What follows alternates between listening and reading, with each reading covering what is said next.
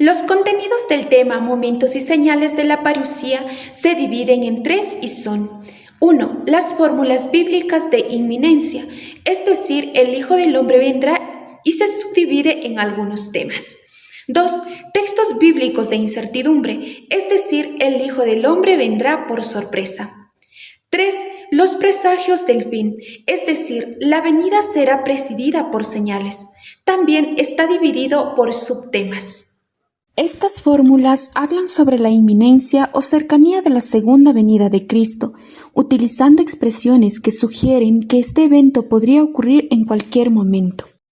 En el Evangelio de San Mateo, capítulo 10, versículo 23, nos narra sobre la persecución, en donde Jesús recomienda a los discípulos que si son perseguidos, huyan a otro sitio, porque asegura que no acabarán de recorrer las ciudades de Israel antes de que venga el Hijo del Hombre. Con esta cita bíblica quiere dar a entender que el Hijo del Hombre llegará antes de todos los recorridos que realicen los discípulos. Y en el Evangelio de San Mateo, capítulo 16, versículo 18, Jesús dice: Yo os aseguro, entre los aquí presentes, hay algunos que no gustarán la muerte hasta que vean al Hijo del Hombre venir en su reino. Y con esta segunda cita bíblica podemos entender que el Hijo del Hombre llegará antes de que se termine la vida terrenal de algunos. En este apartado analizaremos lo siguiente. Existe una cierta manifestación del Hijo del Hombre. Por eso el autor Alvear expone que algunos exégetas citan algunos ejemplos, sin ser la parusía misma. Por ejemplo, la transfiguración de nuestro Señor. Podemos encontrar en el Evangelio de San Mateo, capítulo 17, versículos 1 al 9, donde nos narra que Jesús llevó a Pedro, Santiago y Juan al monte a orar, y allí en la presencia de ellos se transfiguró. Con este acto quiso mostrar su divinidad.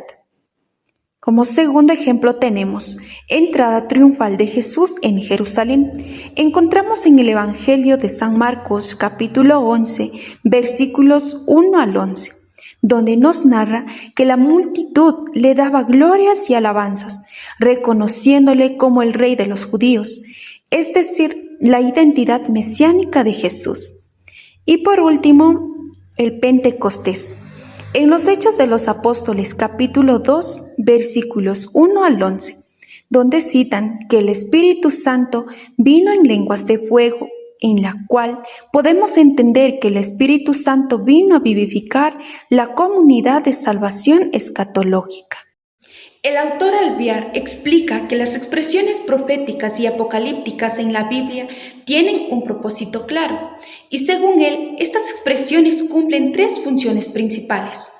1. Asegurar la intervención de Dios, es decir, que Dios actuará de manera definitiva en la historia, cumpliendo sus promesas. 2. Compartir la visión divina, en donde permite entender la historia desde la perspectiva de Dios, donde todos los acontecimientos están interconectados y orientados hacia un propósito divino. 3. Movilizar a la acción. Estas expresiones buscan motivar a las personas a comprometerse, mantenerse vigilantes, perseverar en la fe y buscar la conversión personal.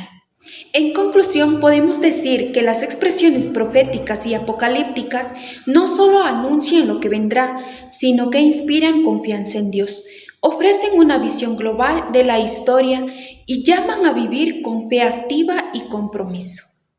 La interpretación cristológica se centra en la forma cristiana de entender el tiempo en relación con la parusía, es decir, el retorno de Cristo al final de los tiempos. Cristo es el eschatos, el cumplimiento último de la historia y la meta hacia la que todo se dirige.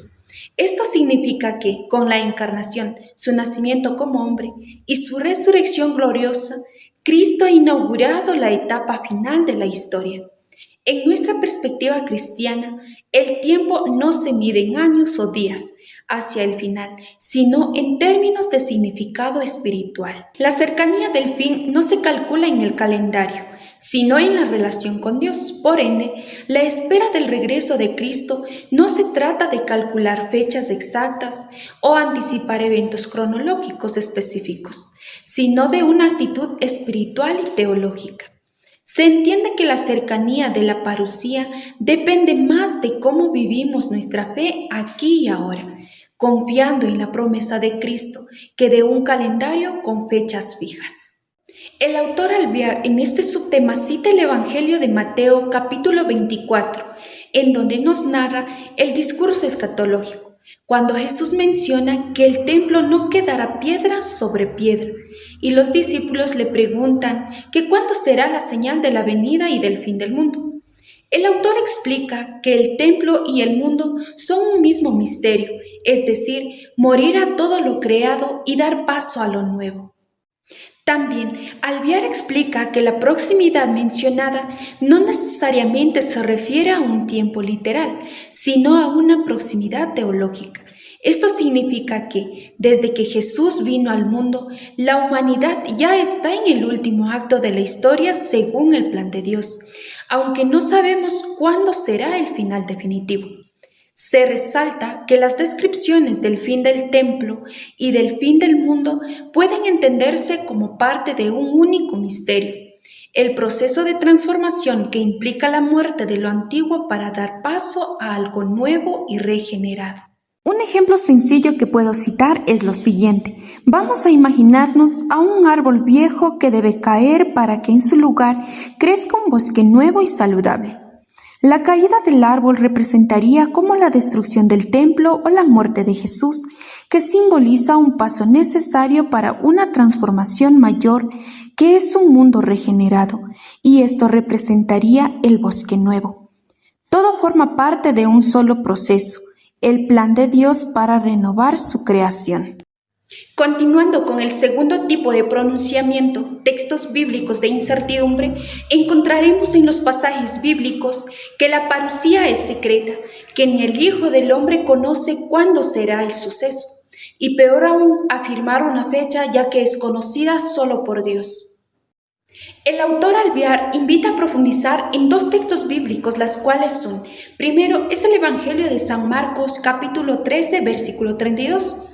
Esta cita bíblica es un discurso escatológico, donde Jesús anuncia que su venida es conocida solo por el Padre.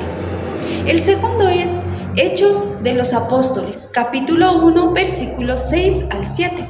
De igual manera, en este pasaje bíblico nos narra del momento en que los discípulos le preguntan y le dicen: Señor, ¿cuándo vas a establecer el reino de Israel? Pues la respuesta de Jesús fue decirles que a ellos no les incumbe conocer el tiempo ni el momento que ha determinado el Padre. Por eso, el autor Alvear expone que estas dos citas bíblicas, por sus expresiones, se puede denominar de nesencia, es decir, que carece de conocimiento. Sin embargo, podemos descubrir un mensaje magnífico en la cual nos da a entender que Dios es el dueño de la historia y que la salvación es un acto gratuito que siempre sorprenderá a la humanidad. Además, se corre el peligro de que nosotros como humanos veamos la ignorancia del Hijo, pero no es así. Por eso, en el Catecismo de la Iglesia Católica, en el numeral 474, expone en estos dos vocablos, lo que reconoce ignorar, es decir, que Jesús no necesitaba comunicar a los hombres el plan salvífico del Padre. Finalmente, en este apartado Alvear expone que el apóstol Pablo en sus cartas hace referencia frecuente a la parusía, es decir, el regreso de Cristo al final de los tiempos, pero pone un énfasis especial en la transformación espiritual que ya se ha iniciado en los creyentes y en la Iglesia a través del misterio pascual, es decir, la muerte y resurrección de Jesús. Para Pablo, el tiempo actual es un tiempo intermedio, en el que aún esperamos la consumación, es decir, el regreso final de Cristo. Ya hemos comenzado a experimentar esa vida renovada en Cristo. Este enfoque de Pablo reduce la ansiedad sobre el retorno de Cristo, porque subraya que nosotros los creyentes ya estamos viviendo, en cierto sentido, en comunión con el resucitado.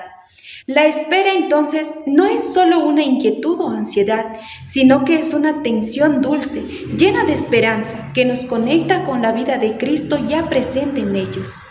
Con referente a esto, cito un ejemplo cotidiano. Imaginémonos a alguien que espera una gran celebración familiar. Sabe que la fiesta aún no ha llegado, pero ya está disfrutando de los preparativos y de la alegría anticipada, sintiendo cómo el ambiente se va llenando de amor y emoción.